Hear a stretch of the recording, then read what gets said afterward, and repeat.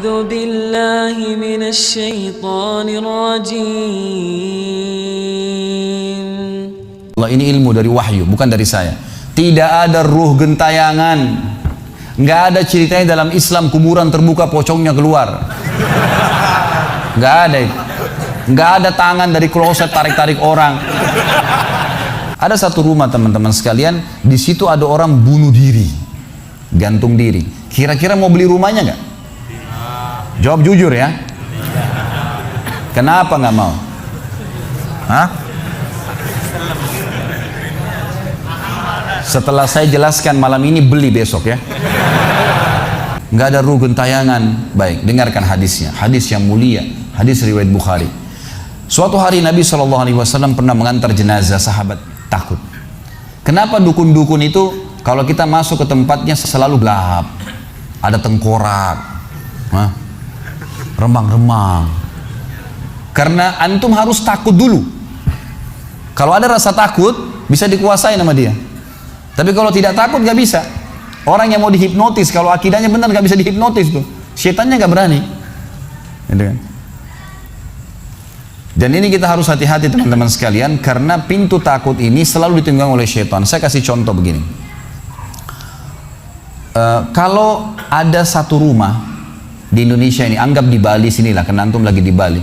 Ada satu rumah teman-teman sekalian, di situ ada orang bunuh diri, gantung diri. Kira-kira mau beli rumahnya nggak? Jawab jujur ya. Kenapa nggak mau? Hah? Setelah saya jelaskan malam ini, beli besok ya. Diskonnya buat saya. Baik, banyak orang jawabannya takut. Kenapa takut? Ada ruh gentayangan. Baik, simpan contoh itu. Ada contoh kedua teman-teman. Ada satu rumah, tadi bunuh diri ya. Sekarang satu rumah dibunuh oleh perampok. Mau beli rumahnya nggak? Sama juga. Masya Allah, cuma 3 orang yang jawab, yang lain berani semua.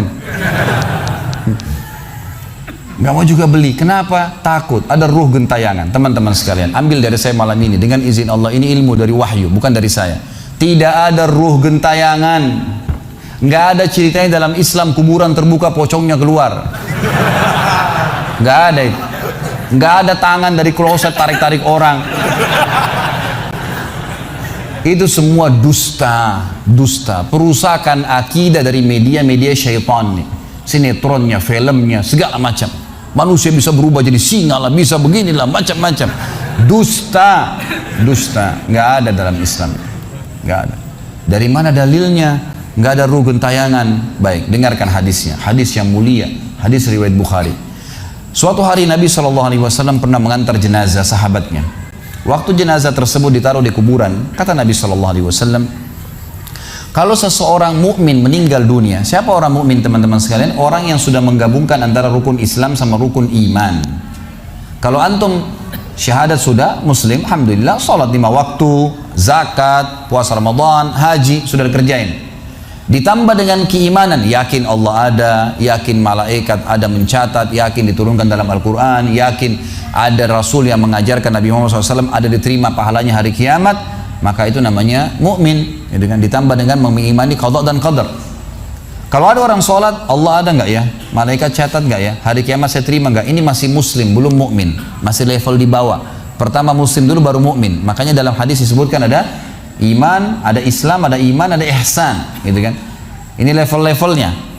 Nah, kata Nabi SAW, kalau orang mukmin menggabungkan antara rukun Islam sama rukun iman, sholat yakin Allah ada, sholat begini dan seterusnya, maka akan datang kepadanya 3 sosok malaikat pada saat meninggal. Dan ini teman-teman bukan dongeng saya ceritakan, ini hadis Nabi, berita wahyu yang pasti kita semua akan saksikan. Demi Allah ini benar, ini wahyu, gitu kan? Malaikat datang, di kiri kanannya malaikat rahmah yang membawa kain kafan dari surga, yang satu malaikat maut diubun-ubun kepalanya sambil berkata, ya ayyatuhan nafsul mutmainnah irji ila rabbiki radiyatan mardiyah. Hai jiwa yang baik, keluarlah kepada rahmat dan pengampunan Tuhanmu. Kata Nabi SAW, ruhnya keluar lebih mudah daripada air dari mulut kendi, cepat sekali. Begitu keluar, belum sesaat keluar, ditangkap oleh malaikat rahmah, dibungkus dengan kain kafan dari surga, dibawa ke langit. Begitu dibawa ke langit, menembus 7 lapis langit, semua malaikat-malaikat di atas langit sana berkata, ruhnya siapa ini? Sungguh mulia ruh ini. Kenapa? Kata Nabi SAW, karena ruh itu mengeluarkan bau yang lebih wangi daripada bau kasturi. Semoga kita semua insya Allah termasuk. Maka kata Nabi SAW, malaikat rahmah mengatakan ini fulan bin fulan, namanya yang paling mulia di dunia. Lalu kemudian ditembuskan sampai langit ke-7, lalu kemudian malaikat terdengar suara dari langit ke-7. Allah Azza wa Jalla berkata, catatkan hambaku ini termasuk penghuni surga, kembalikan dia di dunia, di sana saya ciptakan, di sana pula saya akan bangkitkan. Diantar ruhnya bersamaan jasadnya diantar oleh kerabatnya. Baru 3 langkah mereka jalan, dia masih bisa, ruh ini masih mendengarkan suara sendal mereka. Lalu malaikat datang mendudukkan dia lalu berkata, siapa Tuhanmu, siapa nabimu, apa kitabmu? Lalu dia kalau orang beriman, kata Nabi SAW, Allah berfirman, yuthabbitullahu alladhina amanu bil qawli tsabit fil hayatid dunya fil akhirah. Allah akan tetapkan jawaban lisan orang-orang beriman di dunia. Kalau dia belajari agama ini lalu ditanya kenapa kau sholat, kenapa kau puasa, dia akan punya jawaban dari wahyu. Dan di akhirat kata ulama tafsir adalah yang dimaksud pertanyaan mungkar nakir atau malaikat di kuburan. Ringkas cerita adalah dia akan menjawab, Tuhanku Allah, Nabiku Muhammad, kitabku Al-Quran. Pada saat dia jawab jawaban itu teman-teman sekalian, maka tiba-tiba saja kata Nabi SAW, malaikat tersebut membukakan baginya pintu neraka, azab, siksaan, orang teriak-teriak, api yang berkobar-kobar, dia ketakutan. Kata malaikat, lihat dari apa Allah selamatkan dirimu. Karena kau beriman, kau nggak jadi masuk sini, ditutup. Supaya dia tahu nih, kalau dia berbuat salah akan masuk situ, ditutup. Dibuka pintu surga, dayang-dayang, permadani, istana yang luas, luar biasa. Dia gembira. Lalu kata malaikat, kau akan masuk di sini. Maka si mayit tersebut pun berdoa mengatakan, ya Allah cepatkan waktu, karena aku ingin masuk ke dalam surgaku. Lalu datang di sebelahnya orang yang tampangnya gagah, badannya bersih, wangi, saking sempurnanya kata jenazah ini. Ruh ini berkata, siapa kamu ini? Sungguh sempurna ciptaan Allah pada dirimu. Maka dia berkata, diam dulu. Maka dia berkata, gitu kan? Dia berkata, saya amal solim akan menemani kau sampai hari kiamat. Insya Allah setelah riwayat ini kita sholat. Saya amal solim akan menemani kau sampai hari kiamat. Maka kata Nabi SAW terdengar suara, ya Allahu alam di sini disebutkan Allah atau malaikatnya, tapi yang jelas menyampaikan dari Allah Subhanahu Wa Taala, lapangkan kuburan hambaku ini seluas pandangan matanya dan bukakanlah pintu surga baginya setiap pagi dan petang dia melihat, maka jadilah kuburannya taman dari taman surga sampai hari kebangkitan. Baik. Sebaliknya kata Nabi SAW, kalau orang fasik, siapa tadi fasik? Muslim yang masih berbuat maksiat. Teman-teman hati-hati, jangan kena mengandalkan sudah syahadat kemudian bebas berbuat dosa. Hati-hati. Fasik dan orang kafir proses matinya sama. Kata Nabi SAW, orang fasik dan orang kafir akan datang kepadanya 3 malaikat. 2 malaikat azab di kiri kanannya, 1 malaikat maut dibunuh-bunuh kepalanya yang berkata, hai jiwa yang busuk, keluar kepada kemurkaan Tuhanmu. Maka ruhnya berantakan di tubuhnya, tidak berani keluar. Lalu malaikat maut menariknya dengan keras, ibaratnya seperti bulu domba yang dibasahkan, dililitkan di pohon berduri lalu ditarik dengan keras sehingga berantakan bulu domba itu. Keluar, belum sesaat keluar ditangkap oleh malaikat azab, dibungkus dengan kain kafan dari neraka, dibawa. Baru langit pertama nggak dibukain pintu oleh para malaikat. Lalu malaikat langit berkata, siapa ruh ini? Sungguh buruk ruh ini. Kenapa? Kata Nabi SAW, karena ruh itu mengeluarkan bau yang lebih busuk daripada bau bangkai. Wa na'udzubillah. Lalu malaikat azab membawa mengatakan, ini ruhnya fulan bin fulan, ya, orang yang disebutkan nama paling buruk di dunia. Lalu terdengar suara dari langit, Allah berkata, catatkan hambaku ini termasuk penghuni neraka. Di sana kembalikan dia di dunia, di sana saya ciptakan, di sana pula saya akan bangkitkan. Diantarlah ruhnya bersamaan pengantarnya mengantar jenazahnya. Begitu masuk dan 3 langkah, ya. Orang-orang mengantarnya lewat, malaikat datang mendudukkan dia mengatakan, siapa Tuhanmu, siapa nabimu, apa kitabmu. Walaupun muslim, rekam baik-baik ini, ya, lahir dalam keadaan Islam, sesekali sholat, fasik, masih banyak maksiat, tidak tobat sebelum meninggal, sama. Jawabannya kata Nabi SAW dengan orang kafir, innama aqulu kama kana yaqulun nas. Saya nggak tahu, saya cuma ikut-ikut dulu orang bilang apa, nggak bisa jawab. Lalu kemudian dibukakan baginya pintu surga, dayang-dayang, permadani, istana, pemandangan yang luar biasa, gitu kan? Maka dia kagum, kata malaikat, lihat dari apa kau haramkan dirimu. Dulu kau bisa masuk sini, tapi kau tidak mau, ditutup. Dibuka pintu neraka, azab, siksaan, orang dipotong, teriak-teriak, kesakitan. Lalu dia ketakutan, kata malaikat, ini tempat kau selamanya, kau tidak akan bisa lari. Maka dia berdoa mengatakan, ya Allah, jangan kau cepatkan waktu karena aku tidak ingin masuk ke dalam nerakaku. Lalu datang di sebelahnya orang yang buruk tampangnya, bau badannya nggak enak. Lalu saking buruknya kata jenazah ini, kata ruh ini, siapa kamu ini, pergi dari saya, sungguh buruk ciptaan Allah pada dirimu. Maka dia mengatakan, tidak, saya amal burukmu yang akan menemani kau sampai hari kiamat. Lalu dalam penutupan hadis Bukhari ada dua riwayat. Yang pertama, Allah Azza wa Jal ya, mengirim kepadanya malaikat yang tidak punya penglihatan dan pendengaran. Allahu alam bagaimana nih, yang membawa sebuah besi, yang kalau besi itu seluruh jin dan manusia bersatu mau membalik saja mereka tidak mampu. Bayangkan seluruh jin miliaran, seluruh manusia miliaran, balik saja mereka tidak mampu. Ini saking kuatnya malaikat tersebut. Maka menghantamkan ke tubuh orang ini, hancur, diutuhkan kembali lagi. Begitu terus sampai hari kiamat. Riwayat yang kedua mengatakan Allah Azza wa Jal membuat dinding kuburannya merengut tubuhnya, menjepit tubuhnya sampai seperti ini tulang rusuknya. Kembali lagi, kata ulama hadis digabungkan keduanya, dipukul sambil diremukkan, dikembalikan lagi, begitu terus sampai hari kiamat. Maka teman-teman sekalian, dalil ini sebagai penutup dalam sesi pertama materi kita, teman-teman sekalian, dalil ini menjelaskan tidak adanya ruh gentayangan dalam Islam. Gak ada. Kita tarik ke contoh tadi, orang yang bunuh diri tadi berdosa besar bukan? Dosa besar. Berarti dia meninggal sekarang di kuburan lagi disiksa. Nggak ada ceritanya keluar ganggu orang atau balas dendam. Nggak ada waktu. Hancur, remuk, dikembalikan lagi. Begitu terus. Kemudian juga sama, orang tadi contoh kedua yang dibunuh sekeluarga, kalau dia muslim maka dia mati syahid. Matinya mulia bukan? Mulia. Berarti lagi nikmatin kuburannya taman dari taman surga. Nggak ada ceritanya tuh mereka keluar lagi ganggu orang. Gitu kan. Jadi mulai sekarang beli rumah yang banyak dianggap keramat tuh.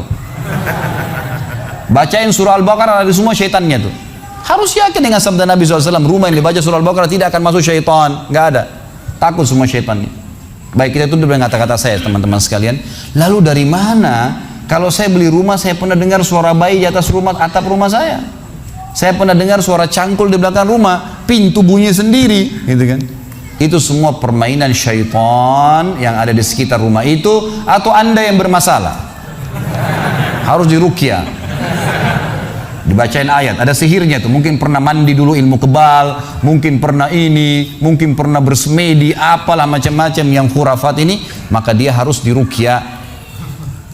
Jadi harus diobatin. Baik. Begini contohnya. Kalau kita lagi lewatin tadi rumah yang orang ada bunuh diri, ini kalau ada syaitan di sini marah dengan saya, tapi saya nggak peduli. Emang dia musuh kita. A'udzubillahi minasyaitonirrajim. Gitu kan. Allah hancurin mereka, gitu kan.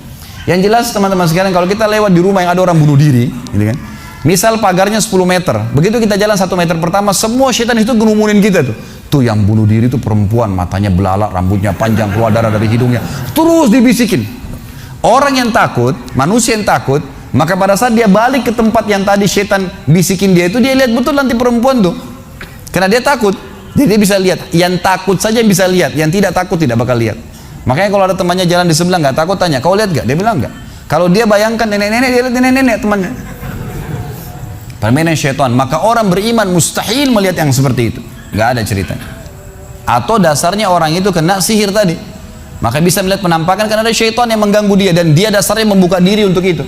Makanya harus ruqyah, obat. Gitu kan? Ada metode pengobatan, tentu bisa lihat di YouTube, ada ceramah saya, ruqyah syariah. Ya, nama saya diketik, insya Allah ada tata cara yang sudah saya ajarkan caranya mengobatin itu. Tapi yang jelas itu semua permainan syaitan, teman-teman sekalian.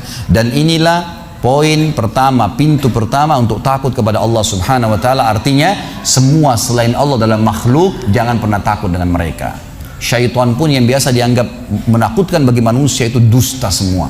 Sampai sabda Nabi SAW mulia, hadis Bukhari, siapa yang membaca Bismillah, Bismillah, maka syaitan yang ada di sekitarnya menjadi kecil seperti lalat. Jadi orang yang gambarkan syaitan besar itu tidak benar semua. Kata Nabi SAW dalam hadis Bukhari yang lain, siapa yang mau masuk ke rumahnya lalu dia baca Assalamualaikum, salam warahmatullahi wabarakatuh, syaitan di sekitar rumahnya berkata kepada teman-temannya, tidak ada tempat nginap buat kalian malam ini. Salam saja sudah jadi benteng, nggak bisa masuk. Kalau dia makan dengan baca Bismillah, ya, dia baca Bismillah, maka syaitan berkata lagi sama teman-temannya, tidak ada makan malam buat kalian malam ini. Nggak bisa cuy. Dan syaitan tidak bisa membuka dan menembus tembok atau pintu manusia. Dusta semua itu tembus tembok, tembus pintu, dusta. Karena Nabi SAW yang bilang, syaitan tidak bisa membuka kembali pintu ditutup oleh manusia. Syaitan tidak bisa membalikkan ya panci yang sudah ditutup oleh manusia, maka padamkanlah lampu kalian, tutuplah panci-panci kalian, karena syaitan bisa menunggangi makhluk yang lain. Sebagai penutup hadis Nabi SAW, pernah ada seorang sahabat membawa tikus ditangkap malam hari. Pada saat ditangkap tikus tersebut, lalu sahabatnya tidak bunuh, dipegang sama dia, dibawa ke masjid. Dia bilang, ya Rasulullah, ini tadi ya saya tangkap di rumah saya apain hewan ini? Boleh saya bunuh atau enggak? Kata Nabi SAW, jadi tikus itu sambil ditahan oleh sahabat, kebetulan Nabi SAW punya tikar yang dipakai sholat, di sebelahnya ada lilin kecil, minyak dengan api gitu kan. Lalu tikus ini sementara Nabi SAW bicara sama sahabat, lepas, menyentuh ya lilin Nabi SAW, lalu tumpah minyaknya di sejadah, di tikarnya Nabi, terbakar. Kata Nabi SAW, sesungguhnya hewan ini fasiqah, fuaisiqah, buruk, boleh dibunuh gitu kan. Dan syaitan menunggangi hewan seperti ini untuk membakar rumah-rumah kalian, tapi mereka tidak bisa membakar langsung, mereka cuma bisa menggunakan hewan yang kebetulan lewat dan seterusnya. Seperti misalnya syaitan bisa menggoda manusia lain untuk mengganggu kita gitu kan, tapi untuk dia langsung tidak ada ceritanya. Itu semua tidak benar teman-teman.